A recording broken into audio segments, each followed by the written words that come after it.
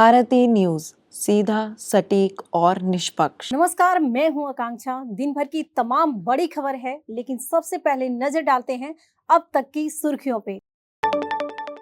Kolkata rape murder case, resident doctors की हड़ताल, दिल्ली भोपाल है एम्स में ओपीडी सेवाएं ठप।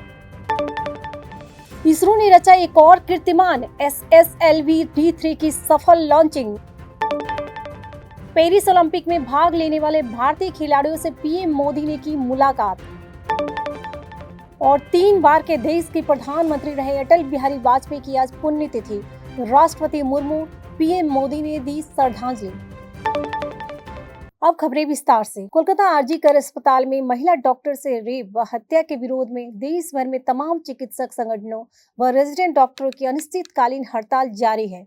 इसी क्रम में आज दिल्ली के एम्स, सफदरगंज, RML, लोकनायक, जीबी पंत सहित दिल्ली के सभी सरकारी अस्पतालों में इमरजेंसी को छोड़कर ओपीडी, नियमित सर्जरी व अन्य सभी चिकित्साएं सुविधाएं प्रभावित रही। कोलकाता आरजी-कर अस्पताल में महिला डॉक्टर की हत्या के बाद से देश भर में चिकित्सक संगठनों ने डॉक्टरों की सुरक्षा सुनिश्चित करने की मांग को लेकर आंदोलनरत है। मेडिकल कॉलेज के छात्रों के आंदोलन के समर्थन में इंडियन मेडिकल एसोसिएशन ने भी 24 घंटे के बंद की घोषणा की है। IMA का यह बंद 17 अगस्त के सुबह 6 से 18 अगस्त के सुबह 6 बजे तक चलेगा। कई मेडिकल एसोसिएशन भी IMA के बंद में शामिल होने की घोषणा की है, जिसमें दिल्ली मेडिकल एसोसिएशन भी शामिल है। Federation of resident doctor association और अन्य संगठनों के सहयोग से 16 अगस्त की शाम 6 बजे इंडिया गेट पर कैंडल मार्च का आयोजन किया जा रहा है। संगठन ने इसे न्याय, सुरक्षा और सम्मान के लिए संघर्ष का नाम देते हुए देश भर के डॉक्टरों व स्वास्थ्य कर्मियों से इसमें शामिल होने का आह्वान किया है।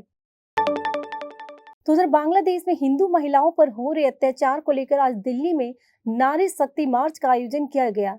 नारी शक्ति फाउंडेशन के आह्वान पर आयोजित इस मार्च में करीब 20,000 से ज्यादा महिलाएं शामिल हुई। मार्च सुबह 11 बजे मंडी हाउस से शुरू हुआ, जो कि 12 खंबा रोड, टॉलस्टॉय रोड होते हुए जंतर मंतर पहुंचा।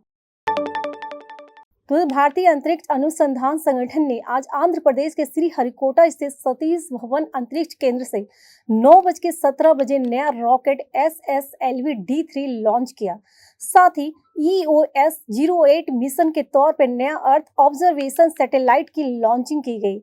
इसरो प्रमुख डॉक्टर एस सोमनाथ ने लॉन्चिंग की सफलता की जानकारी देते हुए पूरी टीम को इसके लिए बधाई दी। EOS-08 पृथ्वी की निगरानी करने के साथ पर्यावरण और आपदा को लेकर जानकारी देगा। देश आज पूर्व प्रधानमंत्री और भारत रत्न अटल बिहारी वाजपेयी को उनकी पुण्यतिथि पर श्रद्धांजलि अर्पित कर रहा है। नई दिल्ली में अटल बिहारी वाजपेयी की समाधि सदैव अटल पर प्रार्थना सभा का आयोजन किया गया है। आज उनकी पुण्यतिथि पर कृतज्ञ राष्ट्र ने उन्हें याद किया। राष्ट्रपति द्रौपदी मुर्मू, PM मोदी, उपराष्ट्रपति जगदीप धनखड़, केंद्रीय गृह मंत्री अमित शाह, रक्षा मंत्री राजनाथ सिंह समेत भाजपा के वरिष्ठ नेताओं ने दिवंगत नेता के स्मारक पर सदैव अटल पर पहुंचकर पुष्पांजलि अर्पित की। अटल बिहारी वाजपेयी 3 बार देश के प्रधानमंत्री रहे हैं। उन्हें देश का सर्वोच्च सम्मान भारत रत्न दिया गया था। अपने लंबे राजनीतिक जीवन के अलावा वो अपनी कविताओं, हंसमुख मिजाज और अलग अंदाज के लिए भी लोकप्रिय रहे हैं। यहाँ तक कि कई विपक्षी दलों के नेता भी उन्हें बेहद पसंद करते थे। दरअसल अटल बिहारी एक ऐसे नेता थे जिन्हें हर राजनीतिक दल स्वीकार करता था। अब नजर डालते हैं अंतर्राष्ट्रीय खबरों पर। बांग्लादेश की अंतरिम सरकार ने अमेरिका, रूस, सऊदी अरब, जापान, जर्मनी, UAE और मालदीव में तैनात अपने राजदूतों को वापस बुलाने का फैसला किया है। इन्हें शेख हसीना के कार्यकाल में नियुक्त किया गया था। बांग्लादेश में 8 अगस्त को अंतरिम सरकार के गठन के बाद बड़े पैमाने पर प्रशासनिक फेरबदल हो रहे हैं। विदेश मंत्रालय की वेबसाइट पर 7 देशों के राजदूतों को वापस बुलाने से जुड़ी अलग अलग नोटिफिकेशन भी जारी की गई है। इसमें कहा गया है कि राजदूतों और उच्चायुक्तों को ढाका ट्रांसफर कर दिया गया है। इन्हें मौजूदा जिम्मेदारी छोड़कर ढाका वापस लौटने का आदेश दिया गया है। राष्ट्रपति व्लादिमीर जेलेंस्की ने दावा किया है कि यूक्रेन ने रूसी शहर सुदजा पर कब्जा कर लिया है। यूक्रेनी सेना रूस में 35 किलोमीटर अंदर तक घुस चुकी है। जेलेंस्की ने गुरुवार को वीडियो संदेश में कहा कि सुदजा में अब यूक्रेनी मिलिट्री कमांडेंट का सेंटर खुल चुका है। उन्होंने कहा कि यूक्रेनी सेना ने बीते 10 दिनों में रूस के 82 गांवों पर कब्जा कर लिया है। सुत्जा यूक्रेनी सीमा से लगभग 10 किलोमीटर दूरी पर है। इसकी आबादी करीब 5000 है। यहाँ रूस का एक गैस पाइपलाइन स्टेशन है। इसकी मदद से वह यूरोपीय देशों को गैस सप्लाई करता है। तो उधर इजराइल और हमास के बीच जारी जंग में मरने वाले फिलिस्तीनियों लोगों का आंकड़ा 40,000 के पार हो गया है। गाजा के स्वास्थ्य मंत्रालय ने गुरुवार 15 अगस्त को इसकी जानकारी दी। गाजा पर इजरायली हमलों में अब तक 90,000 से ज्यादा लोग घायल हुए हैं। मंत्रालय की तरफ से जारी किए गए आंकड़ों में हमास के आतंकवादियों को भी शामिल किया गया है। मरने वालों की संख्या इससे भी अधिक हो सकती है। अभी भी कई सब मलबे में दबे हुए हैं। इजराइल और हमास के बीच इस जंग को लगभग 11 महीने का वक्त बीत गया है। बीते साल 7 अक्टूबर को हमास के आतंकियों ने इजराइल पर हमला किया था। इस हमले में लगभग 1200 इजरायली नागरिकों की मौत हो गई थी। वहीं आतंकवादी लगभग 250 लोगों को बंधक बनाकर गाजा ले गए थे। अब खबरें व्यापार जगत से। शेयर बाजार में आज हफ्ते के 5वें और आखिरी कारोबारी दिन यानी शुक्रवार को तेजी देखने को मिली। शुरुआती कारोबार में सेंसेक्स 850 से ज्यादा अंकों की तेजी के साथ 79,988 के दिन के ऊपरी स्तर पर पहुंचा। हालांकि अब सेंसेक्स 288 अंक की तेजी के साथ 79,394 के स्तर के आसपास कारोबार कर रहा है। वहीं शुरुआत कारोबार में निफ्टी में भी करीब 250 अंक की तेजी रही।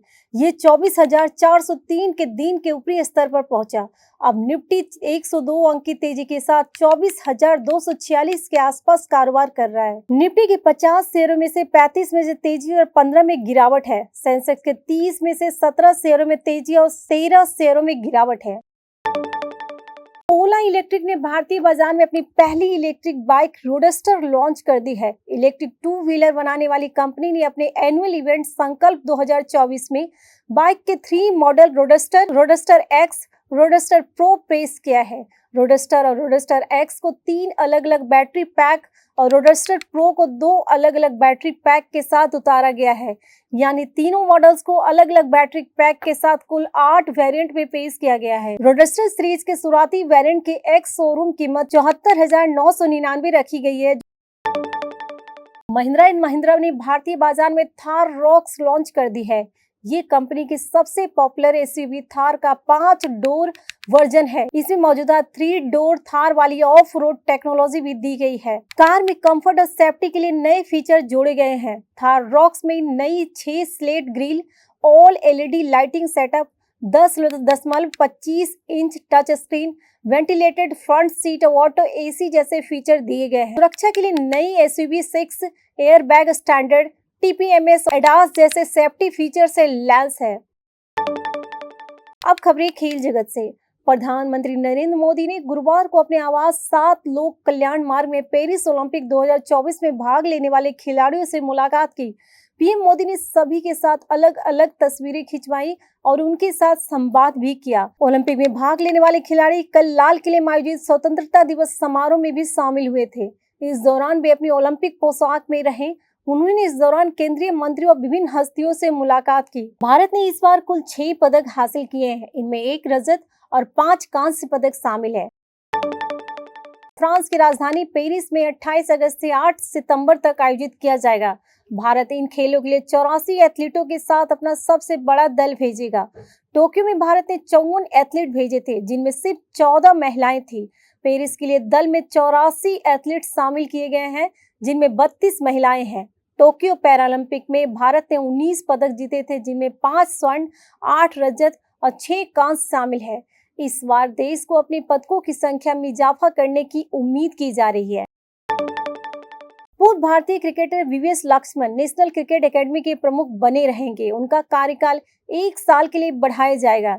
लक्ष्मण का 3 साल का करार अगले महीने सितंबर में समाप्त हो रहा है।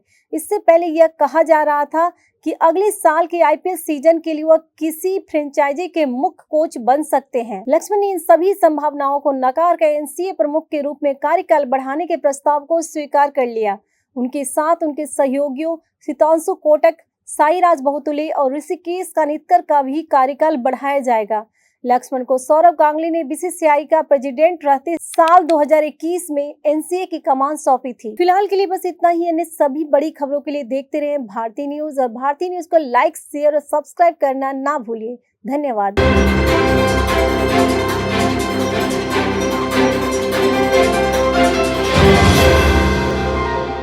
भारती न्यूज़, सीधा, सटीक और निष्पक्ष।